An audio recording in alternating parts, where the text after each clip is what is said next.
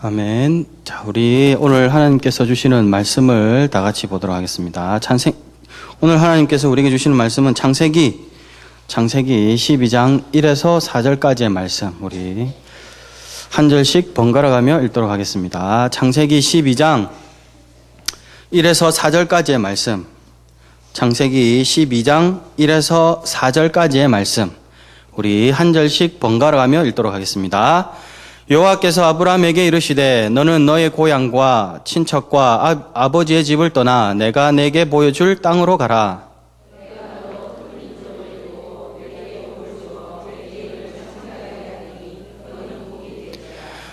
너를 축복하는 자에게는 내가 복을 내리고 너를 저주하는 자에게는 내가 저주하리니 땅의 모든 족속이 너로 말미암아 복을 얻을 것이라 하신지라. 4절 다 같이 읽습니다. 이에 아브라함이 여호와의 말씀을 따라갔고 롯도 그와 함께 갔으며 아브라함이 하란을 떠날 때에 75세였더라. 아멘. 우리 오늘 109, 111 목장 나오셔서 우리 찬양으로 하나님께 영광 돌리도록 하겠습니다.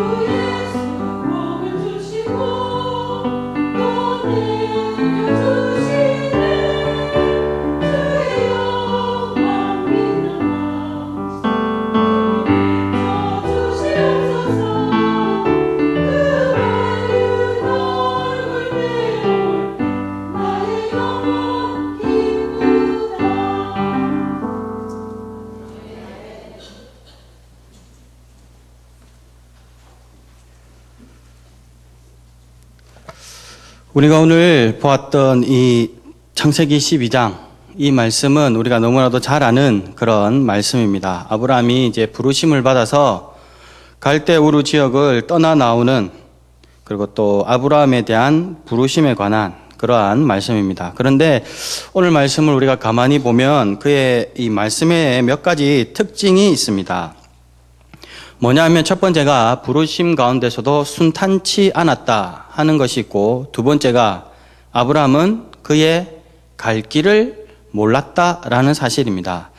처음으로 부르심을 따라서 그에 쫓아서 이렇게 가나안 땅으로 갔는데, 가나안 땅에서 그가 맞은 것은 하나님께서 예배해 두신 좋은 축복, 그리고 좋은 응답이 아니라 첫 번째 만난 것이 기근이었습니다. 그리고 그 기근을 피해서 가다가 아내도 빼앗길 뻔하고, 어쨌든 부르심을 쫓아가는 그 길이 그렇게 순탄치만은 않았고, 두 번째로 아브라함은 이 결정적인 그런 사건인데 하나님께서 주실 땅을 모르는 상태로 갔다라는 사실입니다. 오늘 12장 1절에 있는데 내가 내게 보여준 땅, 보여주는 땅, 보여줄 땅 중에 보여줄 땅, 곧 갈 길을 모르고 갔다라는 사실입니다.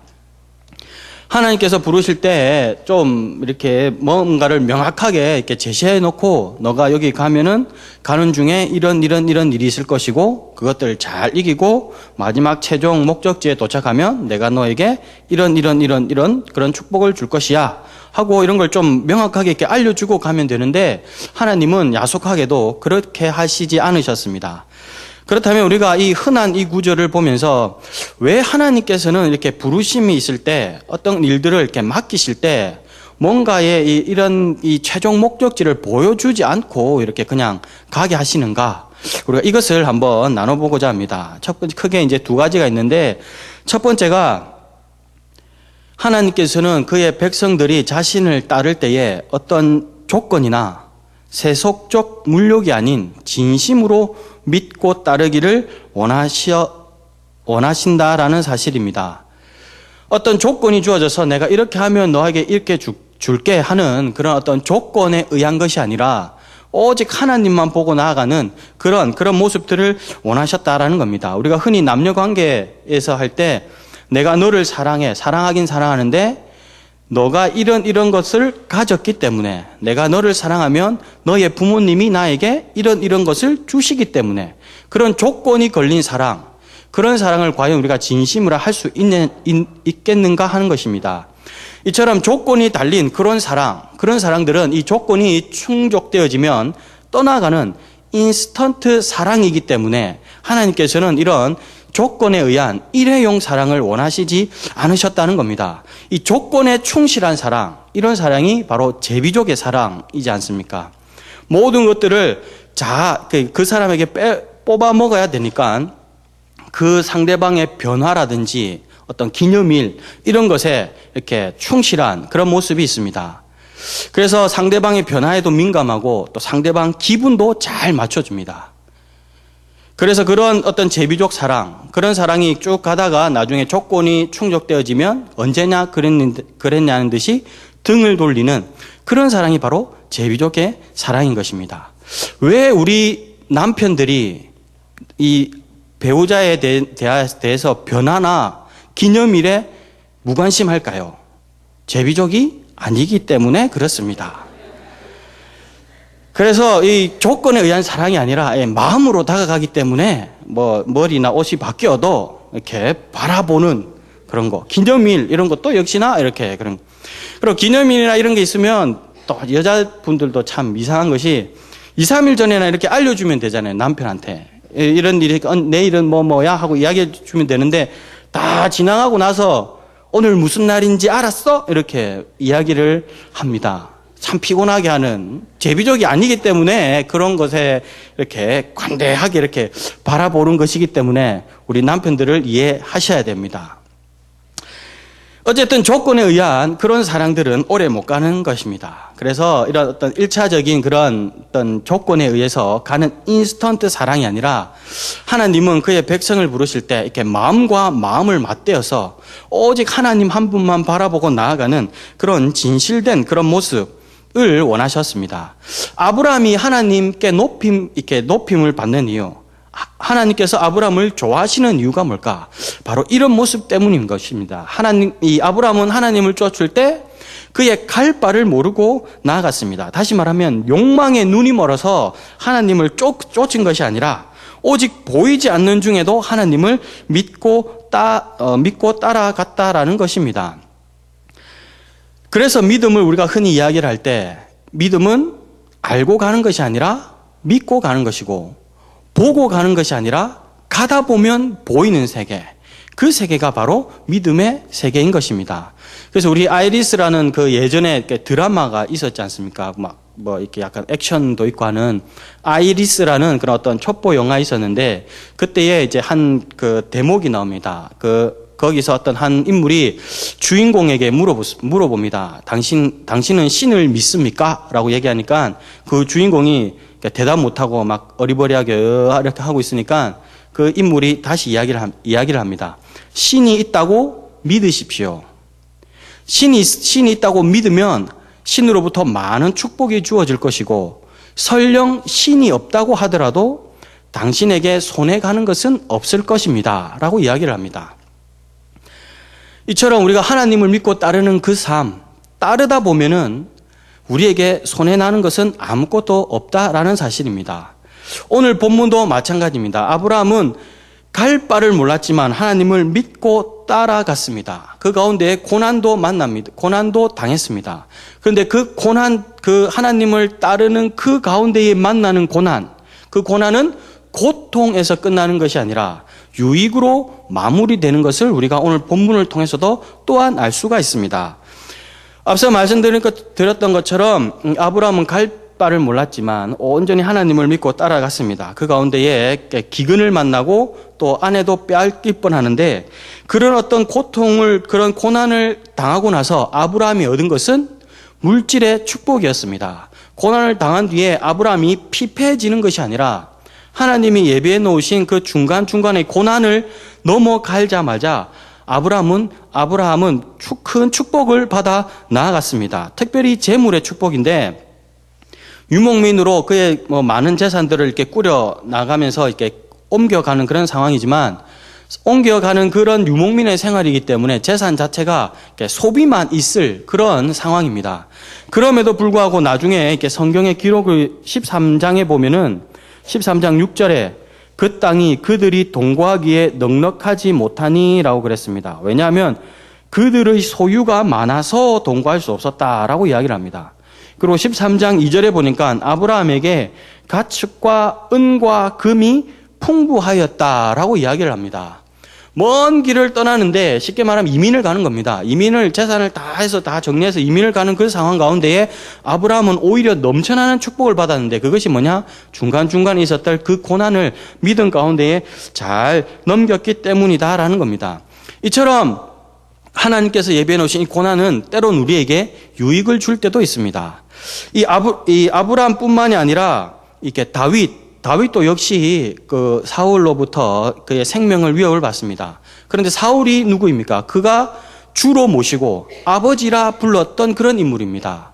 그리고 흔히 이제 다윗의 장인어른 되시는 분이 바로 이 사울입니다. 그 장인어른이 자신의 사위를 죽이려고 합니다. 그 죽이는 그 상황도 절묘한 타이밍에 이루어집니다. 바로 다윗이 기름 부음 받고 난 뒤입니다. 하나님으로부터 너가 이제 앞으로 왕이 될 것이다. 기름 부음을 받았는데 뭔가 좀 잘 되고 이렇게 능력이 나타나야 되는데 오히려 다윗에게 주어진 것은 생명의 위협이었습니다. 그것도 자신의 장인어른으로부터.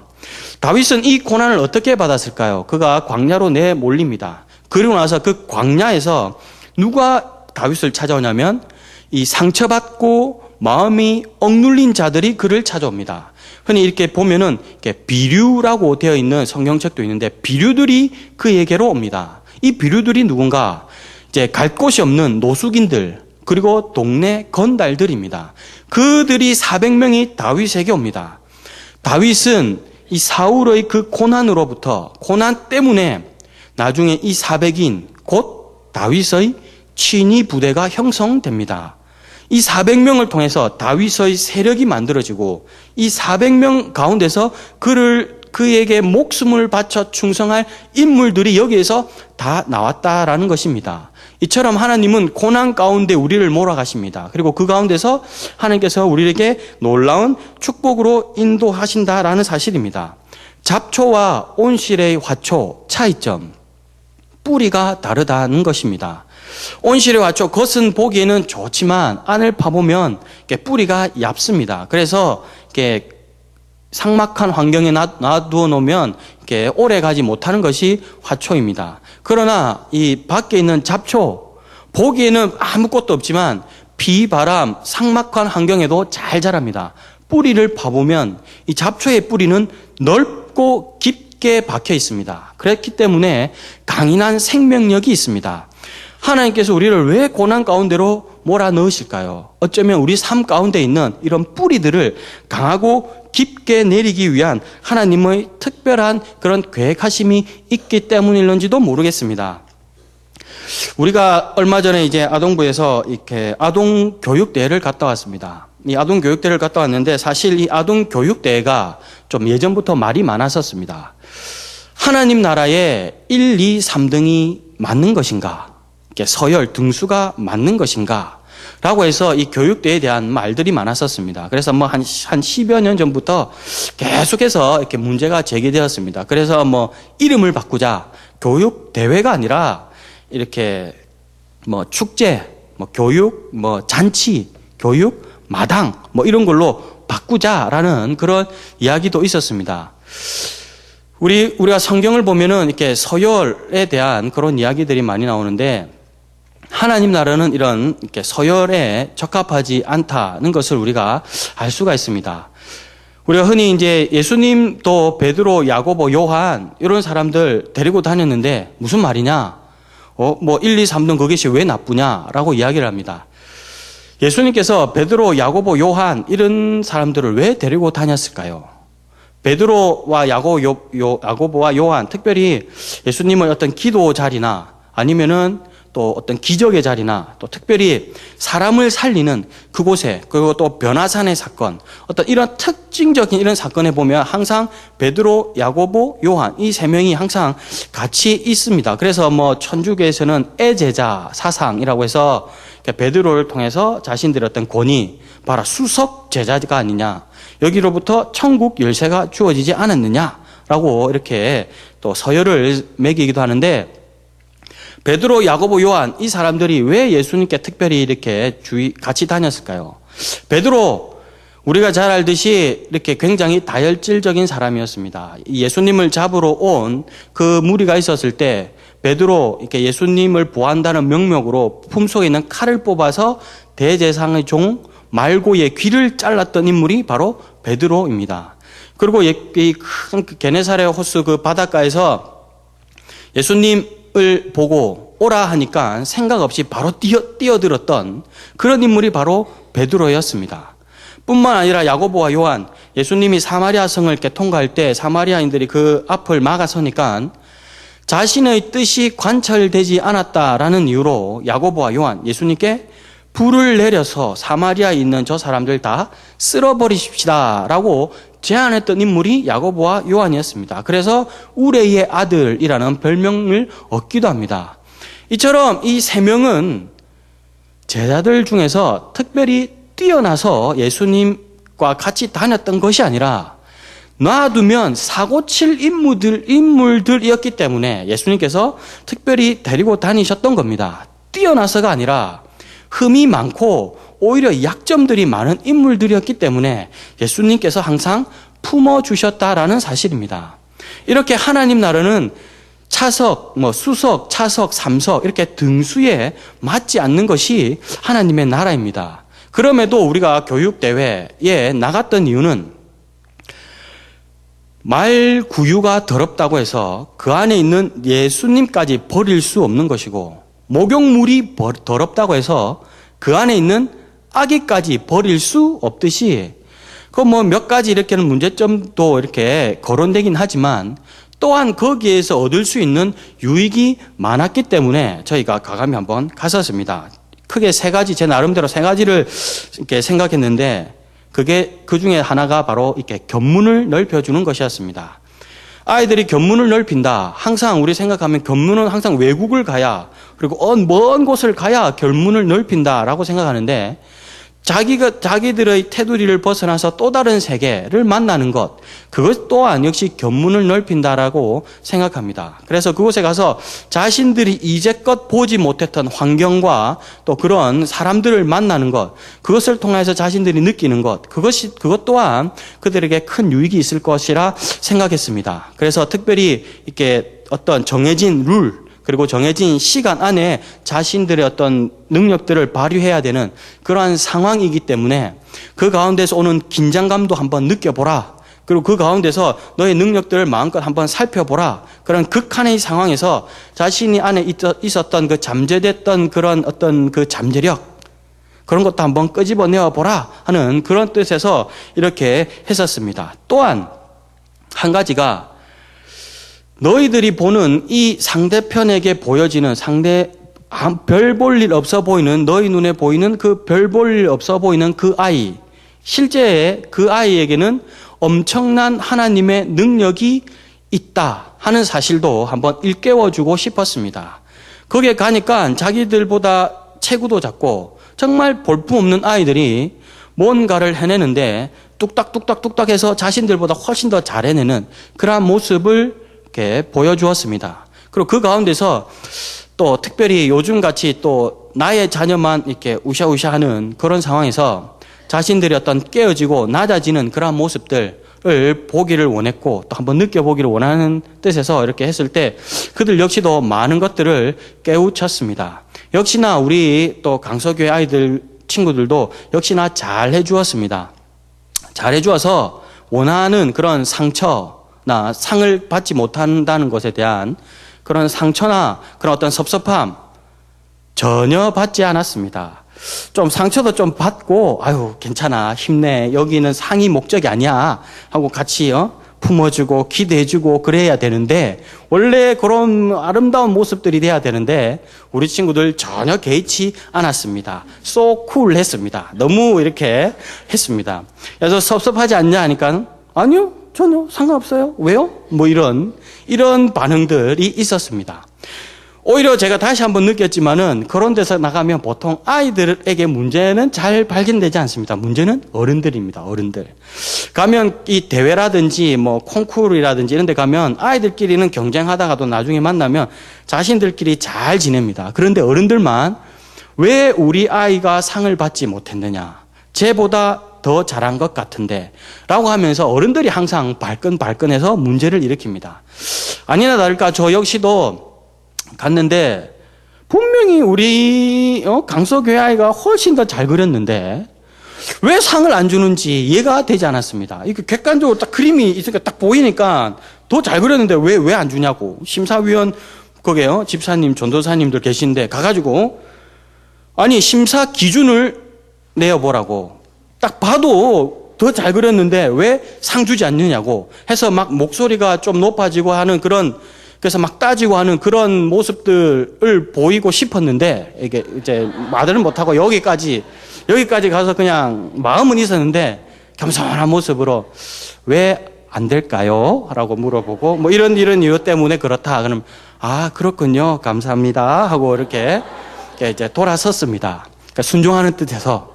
근데 어쨌든 보면 이렇게 항상 어른들이 이 욕심 때문에 탈 수 있고 타고 싶은 그런 욕심들. 어쨌든 우리 친구들이 나중에 가서는 좀 더 이제까지 보지 못했던 그런 넓은 세계에서 이렇게 당하고 혹 그 가운데서 받는 상처가 있다면 그것은 마땅히 이겨내야 할 상처가 아니라 도전이고 또 마땅히 넘어가야 할 감기 바이러스와 같은 그런 것일 것이라 생각을 했습니다. 그리고 제 딸도 이제 초등학교 2학년 때 딸도 있었는데 딸이 이제 나갈 때 저는 개인적으로 생각했습니다. 저희 딸이 그림을 이제 나갔는데 그림을 워낙 출중하게 잘 그립니다. 그래서 높은 안목과 식견이 있어야 그림을 이해할 수 있는 또 그런 그림들을 이렇게 그리는데 이제 갔을 때 조금 시기상조이긴 하지만 제 나름대로 생각했습니다. 네가 가는 그곳이 앞으로 네가 나아가야 할 세상이다는 것이었습니다. 경쟁 그리고 체제, 룰, 시스템이 정해진 그 상황이 앞으로 네가 나아가야 할 그런 세계이기 때문에 미리 한번 경험해 보라라는 것이었습니다.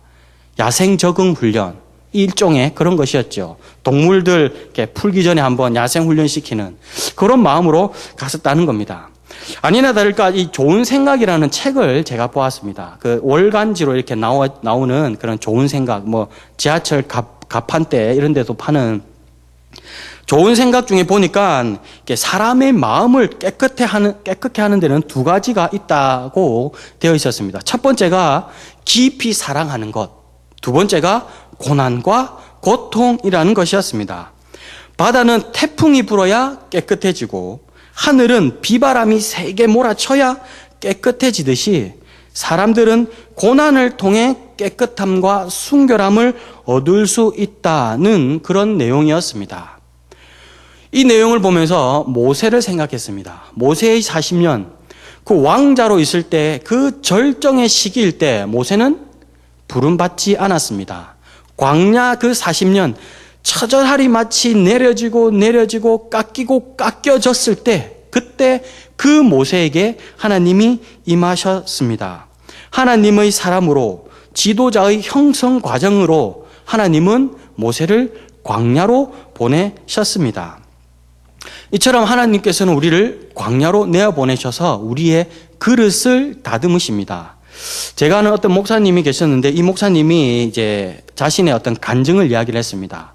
자신은 사실 이렇게 목회자로서 적절치 않은 성격을 가지고 있다라고 고백을 했습니다. 왜냐하면 이렇게 혈기가 너무 강하셔가지고 자신이 그 집사 직분으로 있을 때 이렇게 45을 넘어서 이렇게 신학을 하셨는데 이렇게 집사 직분을 달고 있을 때 이렇게 사업을 하면서 나름대로 이렇게 어떤 성공 가도를 누리셨는데 혈기가 너무 심해가지고 이렇게 수련회를 갔는데 수련회에서 옆교회 성도랑 멱살 잡고 싸워가지고 교회 망신을 시키셨던 그런 분이고 교회 내에서 항상 분란과 막 그런 일들을 일으키셨던 그런 분이셨습니다. 그래서 안 집사님이 늘 눈물로 이분의 어떤 혈기 때문에 이렇게 하셨는데 그분의 혈기가 다듬어지는 계기가 있었답니다. 바로 집에 불이 났을 때.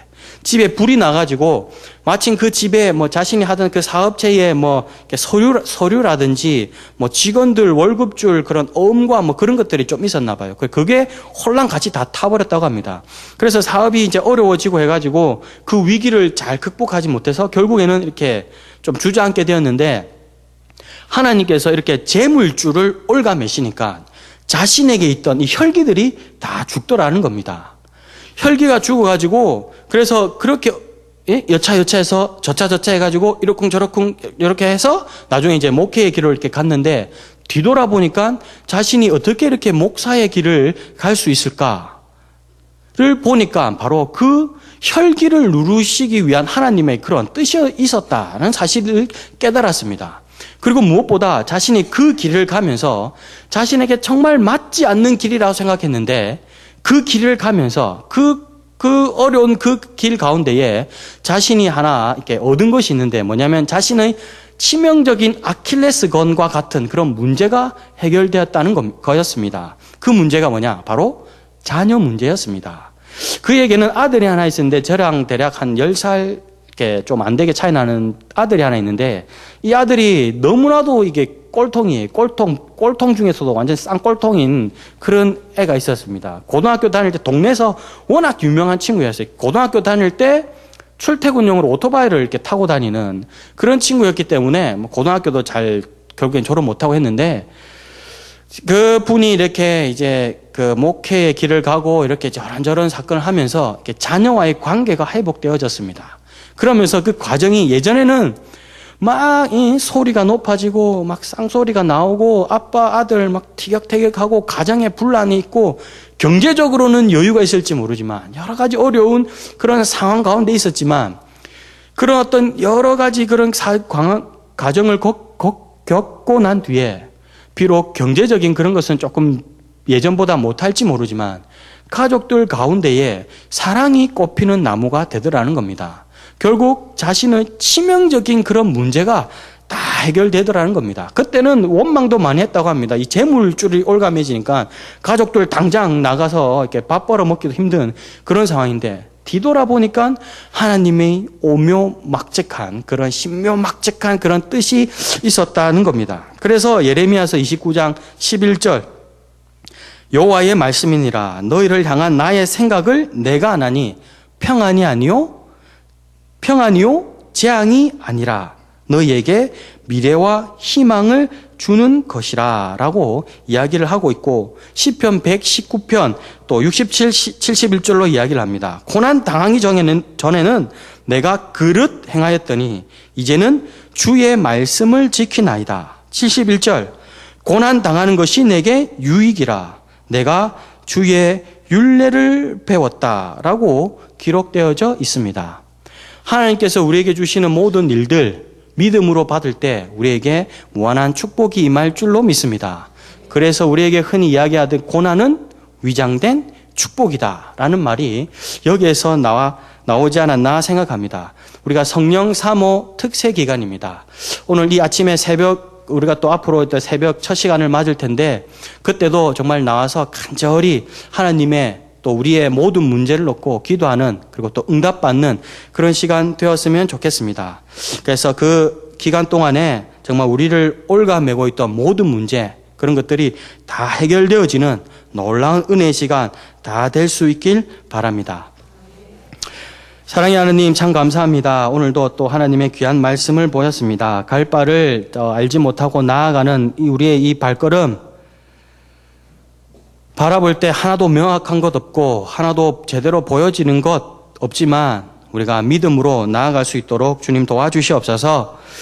그래서 그 가운데에 오는 모든 그러한 일들을 믿음으로 잘 이겨내어서 훗날 하나님의 뜻을 헤아려서 또 능히 우리의 간증거리들이 많아지는 그러한 축복의 시간으로 주님 인도하여 주시옵소서. 예수님의 이름으로 기도드립니다. 아멘. 우리 찬송